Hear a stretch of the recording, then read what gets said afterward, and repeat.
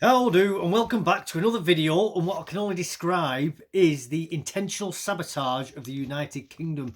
I know to some people that might sound a little bit hyperbolic, but I genuinely do believe that this is being designed with the intention of undermining what is that noise was my phone, by the way, so don't worry about it. It's not yours. But what is actually undermining of our societies with the use of mass immigration into our countries. However, I must also stress not to be too disheartened at this information.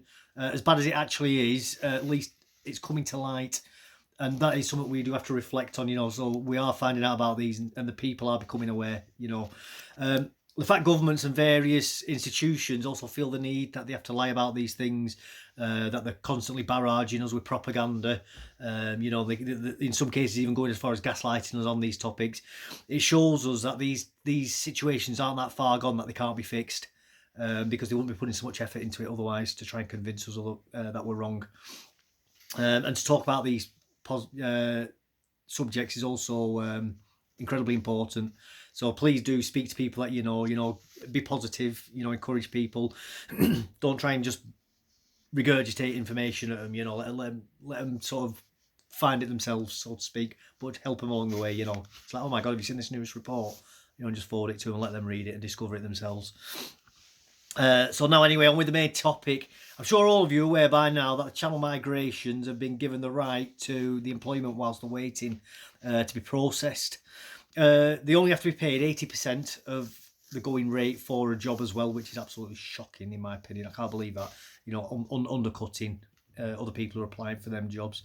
This, in my opinion, as well, also pours fuel onto the fire of the legitimate claims that have been made for quite a long time that mass migration is actually suppressing wages and British people are being priced out of work and undercut for wages.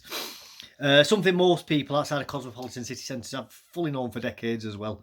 I also believe that it partly explains why British firms are incredibly reluctant to invest in the staff, in things like training, in higher wages for certain job roles. So, rather than trying to put wages up to attract more people, get a bunch of illegal immigrants in. If you can get them to work while they're being processed, why not? And also why firms aren't modernising. Why bother trying to get in more high-tech equipment to do a job when you can just throw more cheap foreign serfs at it, basically, because that's what this is coming down to, like a serf class. They're an underclass of people who are working for ridiculous money. But again, it comes down to greed. It's all about the GDP. The government just wants GDP lines going up, and they don't care what the cost is. That's all it is to them. They just want growth on paper. As long as they on paper there's growth, they don't care how it impacts wider society. Now, to give balance, the money that they do earn has to be used to offset. So they get given the weekly grant of something like £50, and so that after they earn so much has to be given back. But also they have to give a certain amount of money to the lodgings. So it's not entirely their own way. I still don't think it makes up for it, to be honest with you. It's still absolutely ludicrous, but there is that. And there is also the argument, which isn't too unreasonable, which is if they weren't working in these legitimate firms, they would be working in the illegal market. Now, I would turn around to that and say, why are these people who haven't been processed and we don't know who they are, why are they allowed to wander around and do jobs? Why are they being allowed out? Why aren't they being put instead in secure units?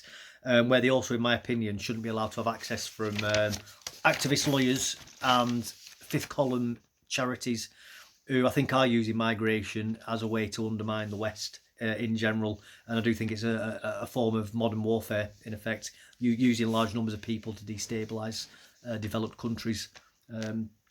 There's also a larger issue, though, and that's that jobs they're allowed to work in.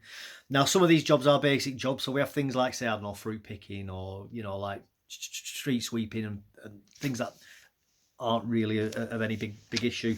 But there are other things like working in construction and social care. Now, with the construction, and I don't work in construction myself, but my understanding is that you do need to have licenses and tickets to work on site, and you also have to be qualified to do certain jobs. So I'm very strange to know how these people, who we don't know who they are able to get these tickets and qualifications so that they are allowed to work in construction, or are these construction firms in effect breaking the law that are allowing these people to work? And if they are getting these tickets, like I say, who's providing them with all this information? Where are they getting it from? I do find that rather questionable. How do you know they're even competent at what they say they're doing? But secondly, I think it's far more important is why are they being allowed to work in social care? If me or you or anybody else that you know wanted to get a job in social care, you'd have to have a DBS check done, which is, you know, checking to make sure you're not a dangerous person or a pervert or something. You know, so you've got these people who are coming over on these boats, they're throwing all their documentation away into the sea, no idea who they are. You know, they've not even been in the country over a year. You know, some of them. I think they've got to wait a year before they can apply for this. But even then, you know, who are these people? We don't know who they are. We don't know what they say. So how are they getting these DBS checks done? I just think it's absolutely ludicrous. And there has been a lot of footage recently being released coming out of care homes as well, showing elderly dementia patients being abused overwhelmingly by people who are of a foreign background. And there's been the very famous case of the 4 Nigerian people who've just been jailed in Wolverhampton, I think it was, or Walsall, either Walsall or Wolverhampton. Absolutely awful treatment. And I mean, that happened during January, that first came to light, I think it was. But the footage of it and the actual images of the abuse are only just starting to come to light now and being made public. Absolutely terrible. And they're supposedly come through the proper process of having DBS checks, allegedly. I highly doubt any thorough scrutiny's been done. But again, these, like with the social care as well, like during lockdown, how many social carers were sacked because they wouldn't take the jabs, or they were refusing to engage in you know, like in having to mask up and walk around in bubble suits or whatever rubbish they had to do. You know, absolutely ludicrous things were expected of them. And yet you're getting these foreign workers who you don't know who they are, these literally illegal immigrants, and they're allowed to take care of vulnerable people. It's absolute madness. And then there's the wages aspect of care as well, you know, which is highly suppressed, the wages for social care. This situation isn't new either. It's coming under Blair in 2005. Now, before the law did come into effect, we've got to be fair, Blair was trying to ban undocumented migrants and people like this from being allowed to work. That was in around 2002, but this came in as an EU directive in, as I say, in 2005. Now, I am under this law wouldn't have just been written in the EU in a week in 2005 and thrown out. You know, these things go on for years, getting drafted in properly and getting hashed about. So I am under absolutely no illusion that Tony Blair did not know that this law was going to be coming into effect. So and Gordon Brown as well, possibly Keir Starmer. But I do think that Tony Blair still pushed ahead with that 2002 attempt to ban this activity from happening purely to play politics. And I do think that's why he'll have done that. However, with how long this has been going on, since obviously it's been since 2005, I'm under no illusions either that the Tories have known about this the whole time as well, and the Lib Dems. You know, let's not forget the Lib Dems actually shared power for a short period of time, you know, with the Tories, with David Cameron's government. So let's not kid ourselves. You know, the entire Parliament, and even the SNP probably have known about this because they've had a significant presence in Parliament as well. Now, as I do say in many of my videos, don't listen to what they say. Look at what they do and the behaviour that they engage in. And this information has only come to light because of the Telegraph doing a freedom of information request, you know, recently for this. You know, so all of these people and these different governments, they've all known about this. You know, they've sat on this information and kept it secret this whole time, and all these civil servants working in it. You know, so they've been keeping it secret for nearly 20 years now. This has been going on from us, and it's taken this freedom of information request to get this information out. If any serious government who was seriously trying to tackle immigration would be highlighting this problem straight away.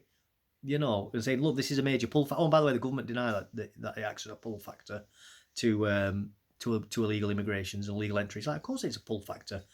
You know, these people smugglers will be saying to them, don't worry, not only can we get you over to the UK, not only will they pick you up halfway across, not only will you get put in a 4-star hotel and get a mobile phone and you'll get your food and you'll get everything else, but they'll even let you work as well.